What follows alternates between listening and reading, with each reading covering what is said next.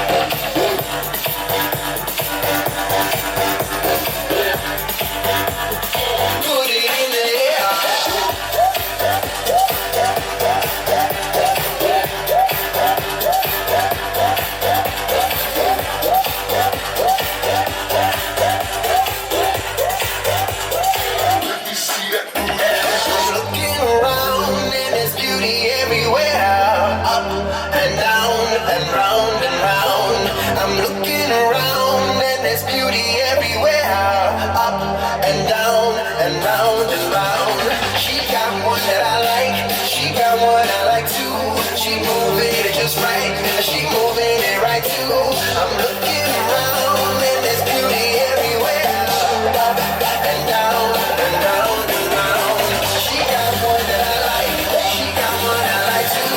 She moving it just right, she moving it right too. I'm looking around and there's beauty everywhere.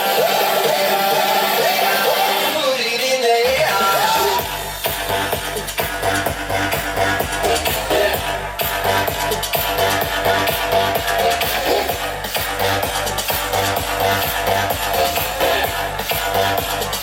Put it in the air.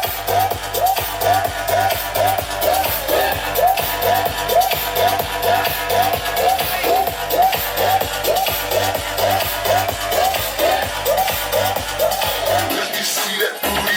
She got one that I like, she got one I like too. She moving it just right, she moving it right too.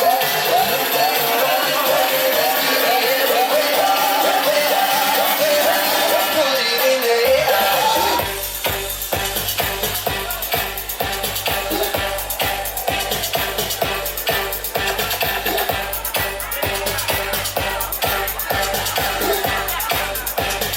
Put it in the air.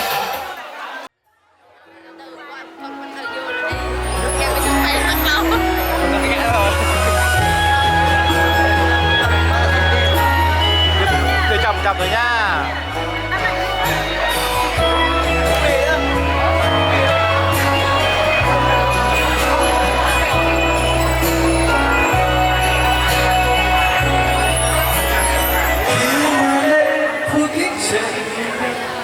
mây mù dần xa xa theo đêm quanh nơi đây lặng xa buồn quên tháng ngày Không kém. ngày em đến gương ngày em ngày em thu si dương một tiếng trên ô như mặt trời tắt đi bao giá ánh mắt em như sương màn đêm được anh đi qua bao đau thương nắm tay đi cùng ai nguyện một đời yêu em tháng năm dài hãy kề vai ta đi trên con đường ngày mai dẫu không bao hãy yêu quý anh luôn bên em qua đến mai này chúng ta vẫn bên nhau dừng bước nắm tay cười tốt ban bờ không bao giờ chia xa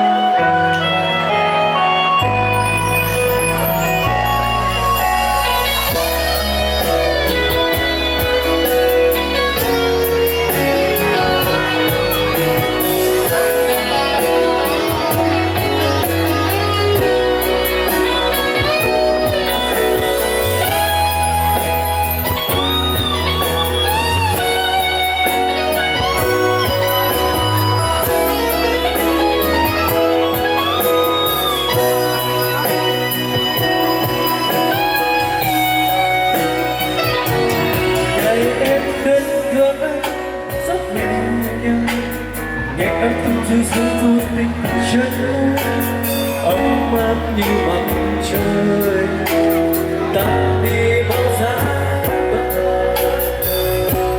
anh em số bạn đêm đưa anh đi qua bao đau thương nắm tay anh đi cùng ai nguyện một lời yêu em tháng năm dài hãy kề vai ta đi trên con đường ngày mai.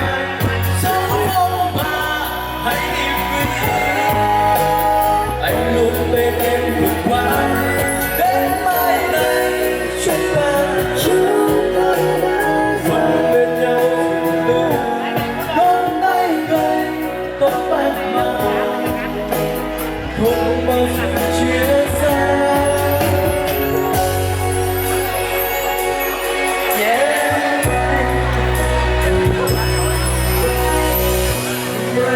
Và bên anh thôi có mọi chuyện để anh yêu em, và bên em thôi cứ ôm anh như thế.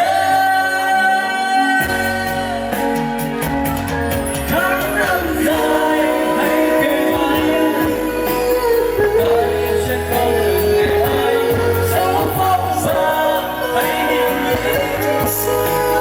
Anh luôn bên em vượt qua đến mai này, chúng ta vượt bên nhau giữa đường đón tay cây có bạc màu, không bao giờ chia xa.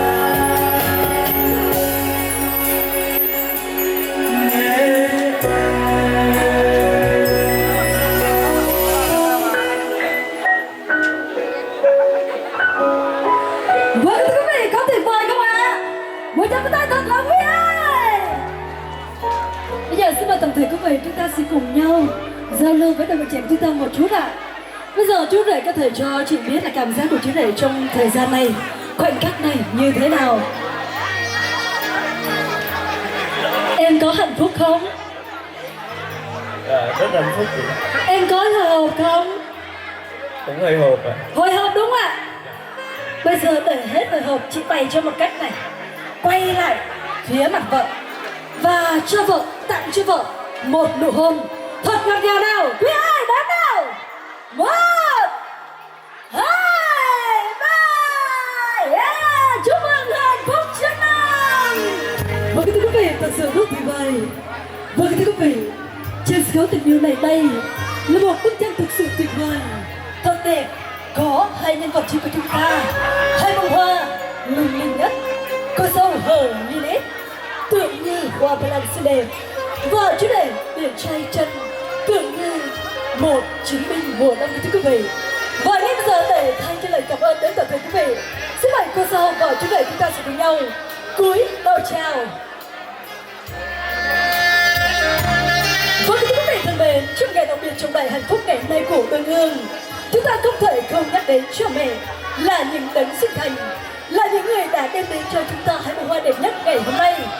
Và ngay giờ tôi xin trân trọng kính mời về sân khấu tình yêu đại diện bên gia đình nhà trai có ông Trinh và bà Hờ Moon, tôi là cởi mảnh đất, là gương phường Chợ Bá, thành phố Pleiku, tỉnh Gia Lai, xin trân trọng kính mời.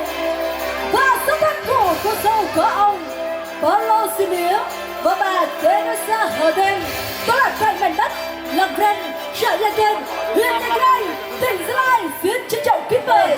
Sau đây, ba anh cùng sáng lập vào sau đây, xin thân cùng đi cầu bằng hình.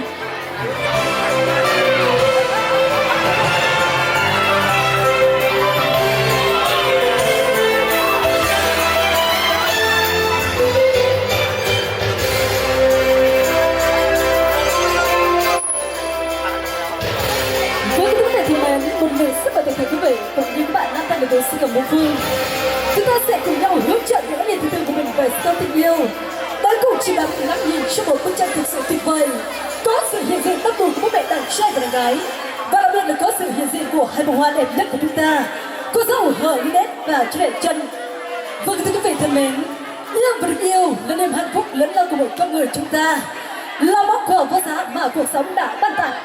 Sau một thời gian quen biết tìm hiểu nhau, và đặc biệt là được sự đồng ý của chính quyền địa phương, được sự tác hợp của bố mẹ đôi bên, và đặc biệt là được sự đồng thuận của cặp trai tài ca sắc, thì đôi vợ chồng chúng ta đã tìm được bến bờ hạnh phúc của chính mình. Và lễ thành hôn ngày hôm nay đã chứng minh cho tình yêu của đôi lứa. Vâng thưa quý vị thân mến, kính thưa quý công viên hay họ, ngày hôm nay, ngày 30 tháng 4 năm 2025, tôi long trọng tuyên bố lễ thành hôn của cô dâu xin phép được bắt đầu.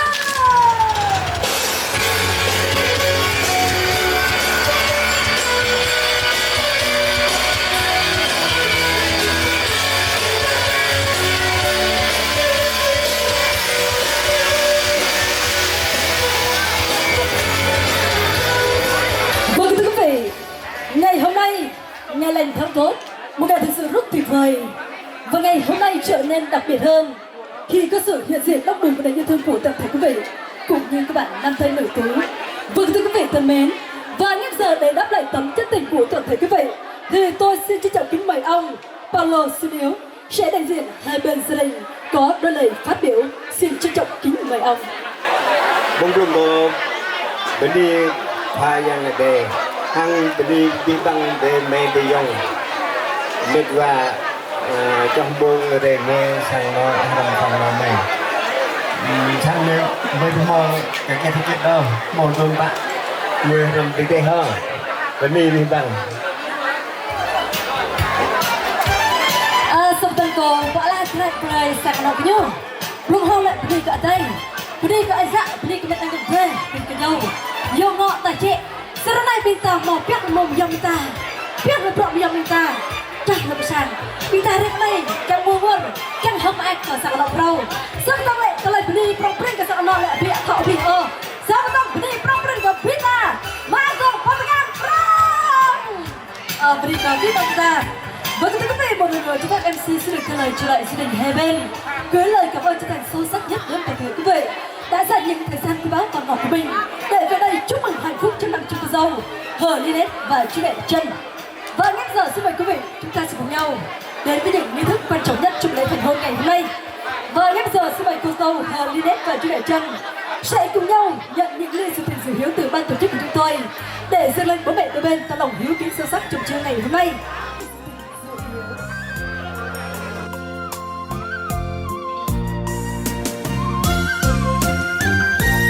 Uống nước như nguồn làm con phải hiếu. Anh ơi có nhớ năm xưa những ngày còn thơ không ai nuôi dưỡng, công đức sinh người hỡi đừng quên, không cha như núi Thái Sơn, nghĩa mẹ như nước trong nguồn chảy ra. Xinh đẹp, siêu hồn như hết và chú rể điệp trai Trân. Và ngay giờ xin mời hai em sẽ nắm chặt tay nhau, nhẹ nhàng chào bạn. Và nới những nụ cười thật tươi trên đôi môi của mình, bước về bánh hồng tình yêu để cùng nhau thực hiện nghi thức cắt bánh hồng hạnh phúc trong năm. Phút giây mong chờ ngày hôm nay đến rồi, lúc em thức dậy lòng bỗng thấy xôn xang. Ngày hôm nay ngày vui nhất trong cuộc đời, ngày em sẽ là một nửa đời anh. Tiếng chuông ngân lên giờ thiêng liêng đến rồi, mắt em long lanh giọt nước mắt khẽ rơi. Niềm hạnh phúc hòa theo nước mắt em rồi, nụ hôn ấm nồng đặt lên khóe môi. Ngày vui nhất đời anh, ngày vui nhất đời em, trong chiếc thiệp xinh xinh có tên hai đứa mình. Ngàn lời chúc bình an, đôi bàn tay siết chặt, hai chiếc nhẫn kết lại minh chứng cho ngày vui nhất.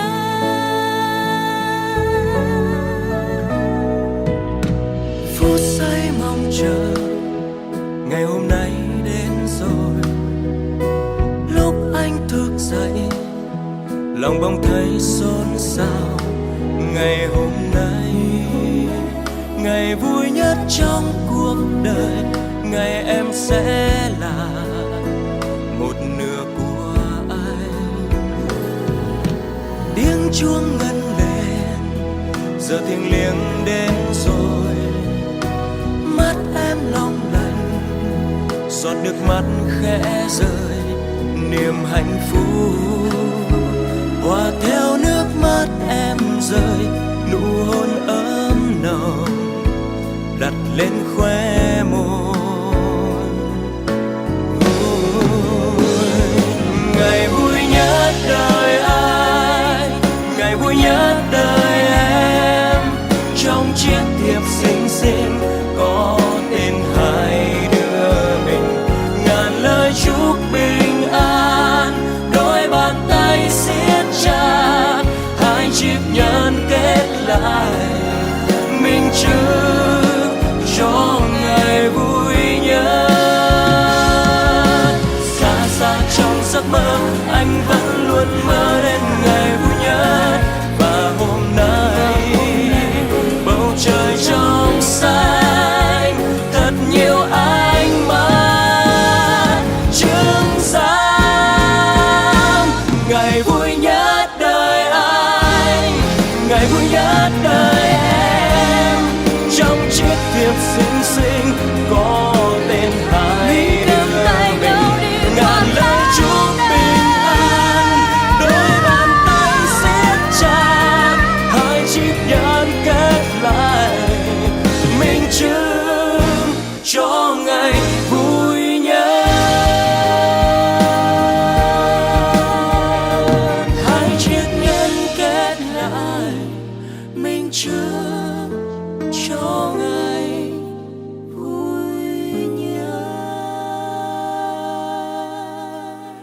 Hãy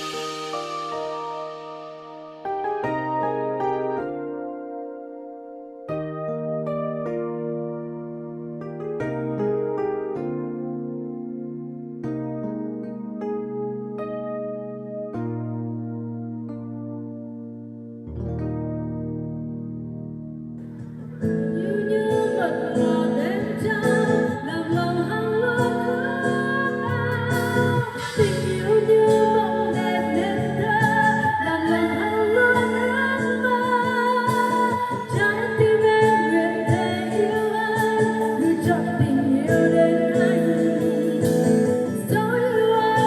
để không bỏ lỡ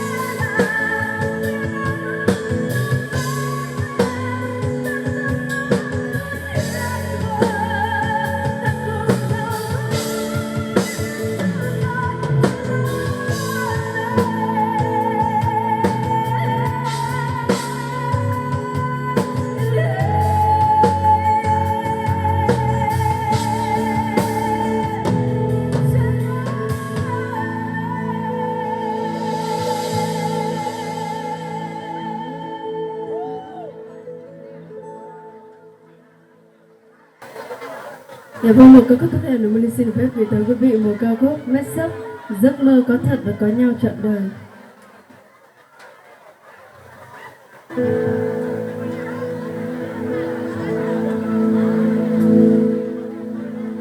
Chìm đắm không gian lặng im ngàn vì sao buồn đá thuyền đã xa ngang làm cho con sóng không sao về bờ. Ngày đó đắm say vì sao anh quên bao câu ca của mùa xuân tháng tư hẹn tình nở mới hơn thay lời yêu là bước qua đàn mình em một mùa đông rất ấm lạnh buốt môi em nhẹ run run hát lên ca ngày xưa chỉ biết mất anh là đau thương dù càng vẫn vương em sẽ tin giấc mơ có thật em chờ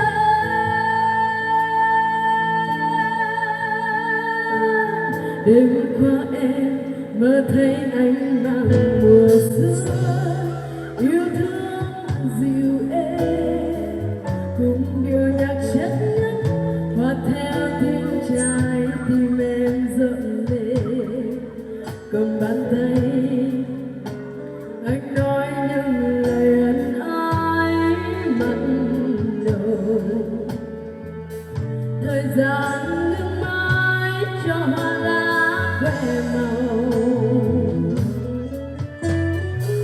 khi ban mai đánh thức giấc mơ đêm qua em đã mơ người giờ này đã đến một nơi rất xa xăm em còn đây bờ mi em quên nước mắt vì tình yêu tan vỡ biết khi nào anh như giấc mơ ngày qua lòng em luôn khao khát nhớ người ơi biết chưa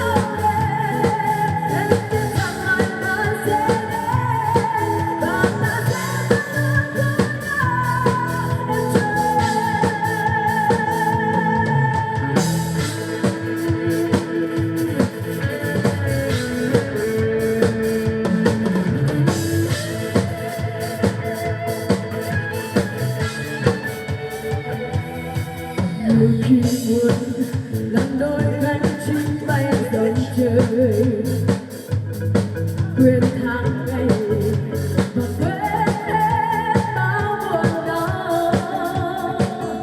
có mong những năm về sau mình mãi gần nhau như phút ban đầu cho nhau tình đồng ơi chẳng còn có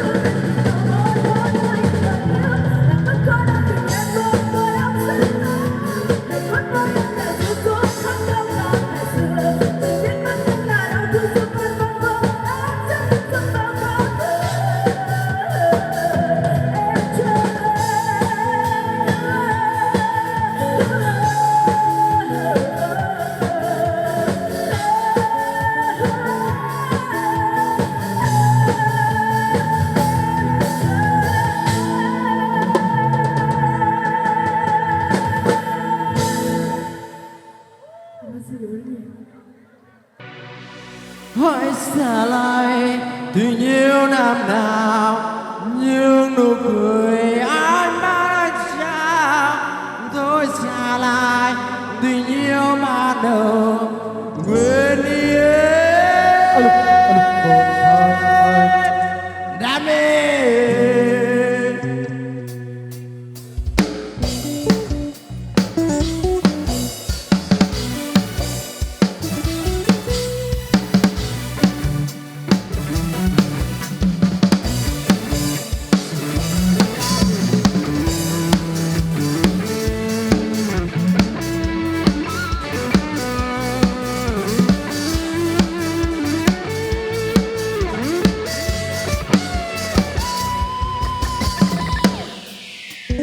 Đêm tàn rơi vang vắng tiêu điều, ai buồn mong nhớ ai bên đời. Đời lời yêu em một tới, bây giờ đã tới hỏi mong người ra đi, bỏ tôi bơ vơ ôm trong tim nhớ ai cội nguôi. Tình yêu ơi giờ sao quốc gia để tim tôi sầu thôi còn chi tiếc thương với đời, ai còn mong nhớ ai bên người. Bao lời yêu dối xa hôm nào, tôi người ơi hãy mang đi thật xa. Giờ mình tôi một đời chơi vơi, ôm trong tiếng sáo ai vội vã. Còn gì kia tình yêu xót xa, cho tôi tiếp qua đời. Quên đi, tình yêu sâu hơn cho nhau ngày xưa.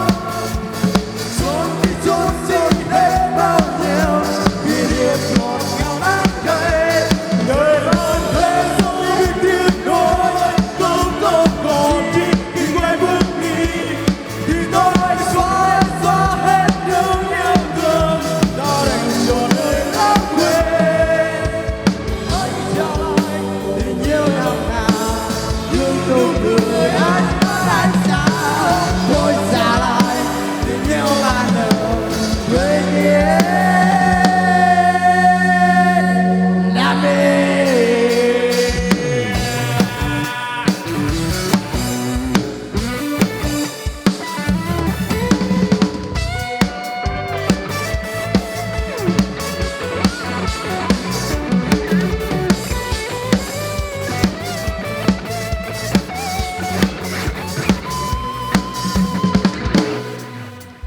Đêm tàn rơi mang vắng tiêu điều, ai còn mong nhớ ai bên đời. Tôi còn chỉ ấm em một đời, bây giờ đã quay hoài mong người ra đi, bỏ tôi bơ vơ ôm trong tim sâu ai không ai. Còn gì khi tình yêu muốn xa, tôi sao thôi còn chi tiếc thương với đời, ai ngồi mong nhớ anh trong đời. Bao lời nhiều số gian hôm nào, tôi người ơi ai mang đi thật xa. Giờ mình tôi một đời trôi vơi, ôm trong tim dấu ai vô vả. Có gì khi tình yêu xót xa, cho tôi kiếp qua đời. Quên đi, tình yêu sâu hơn cho nhau ngày xưa. Trốn đi hết bao nhiêu kỷ niệm ngọt ngào đã quên. Đời ơn thế rồi biết tiếc nuối, cũng không phải khi quay bước đi. Thì tôi xóa hết những yêu thương, ta đành chọn lối lãng quên. Hãy trả lại tình yêu nồng nàn, những nụ cười anh mắt anh chào. Tôi trả lại tình yêu ban đầu, quên đi. Thôi quên đi, tình yêu sâu hơn cho nhau ngày xưa. Trốn đi hết bao nhiêu kỷ niệm ngọt ngào đắng cay. Đời ơn thế rồi biết tiếc nuối, cũng không còn chi khi quay bước đi. Thì tôi xóa hết những yêu thương, ta đành chọn nơi lãng quên. nụ cười anh vẫn anh chào tôi trả lại tình yêu ban đầu quên đi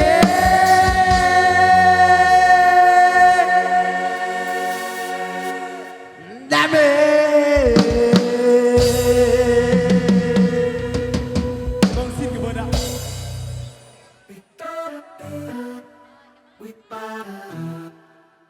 Vâng, một lần nữa xin được cảm ơn hai chàng trai đến từ huyện Đức Cơ đã có một ca khúc thực sự rất tuyệt vời dành tặng đến toàn thể quý vị quan khách thân thương trong trưa ngày hôm nay để chúc mừng hạnh phúc trăm năm. Yeah. Woo.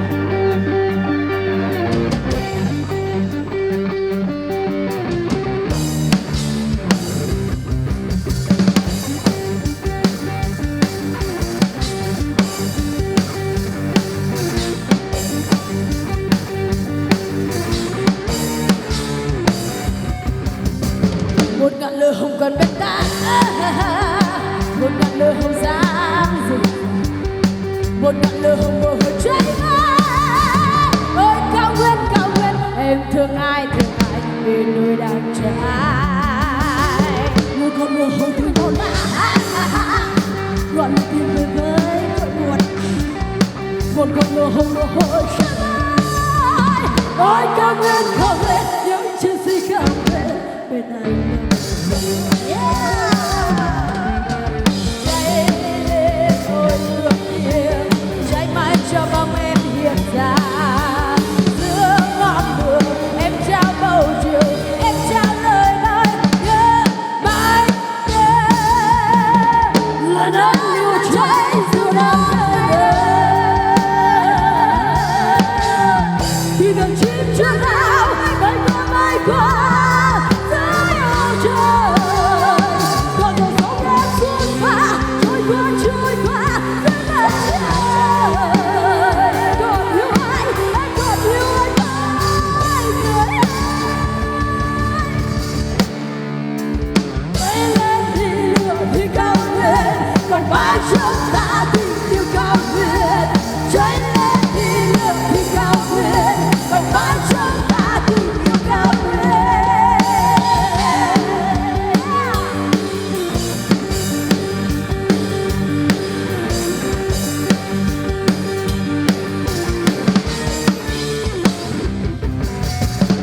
con lửa hồng từ bên ta, một ngọn lửa hồng dáng dịu dàng, một ngọn lửa hồng bầu hồi chân ôi cao nguyên em thương ai để người đã cháy.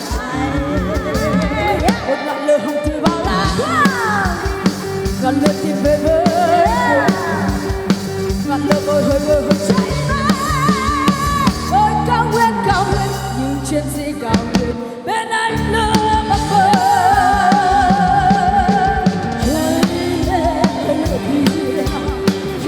Cho bóng em hiện ra giữa ngọn lửa em trao màu rượu em trao lời nói nhớ mãi nhớ lời nói vẫn cháy giữa đôi người từ ngọn chim trên áo anh bay qua giữa bầu trời còn ngày sống đã xuyên qua đôi qua trôi qua giữa ngày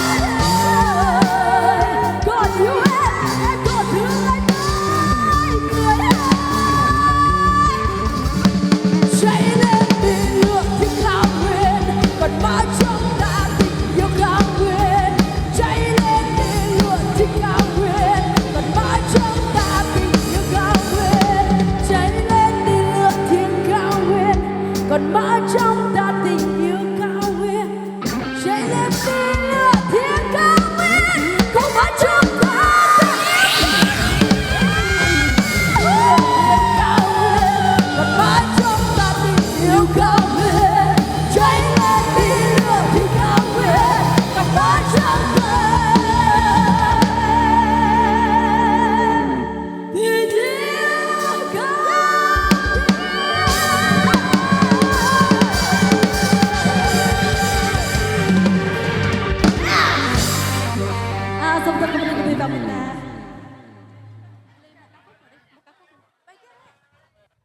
Dạ vâng, một một ca khúc tiếp theo là Linh xin được phép gửi tới quý vị một ca khúc, và có lẽ một ca khúc đây là một ca khúc cuối cùng và chào tạm biệt khách. Một ca khúc Đi tìm lời ru nữ thần mặt trời.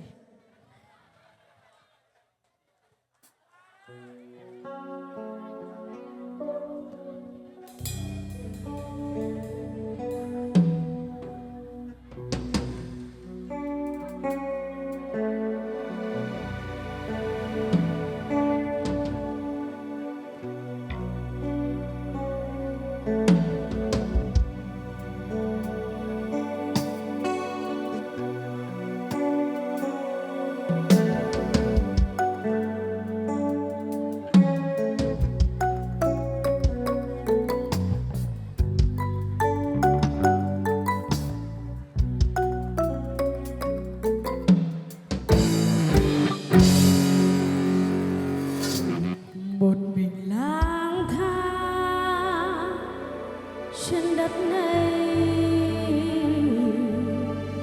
theo dấu chân cha ông từng ngày. Một mình qua sông qua núi đồi, tìm mặt trời và tìm lời ru ngàn đời. Tôi như con chim lặng bay trên đồi cao, tôi như con thú hoang lang thang trong rừng sâu, như hạt mưa khao khát lời. Tôi như dòng sông không có lời. Bài hát ơi mặt trời, bài hát ơi mặt trời, không ai để tìm đâu. Hát cho mọi người không ai ngờ, lời hát nữ thần mặt trời, nữ thần mặt trời của tôi. Hát cho mọi người không ai ngờ, lời hát nữ thần mặt trời, nữ thần mặt trời, tôi đi tìm em.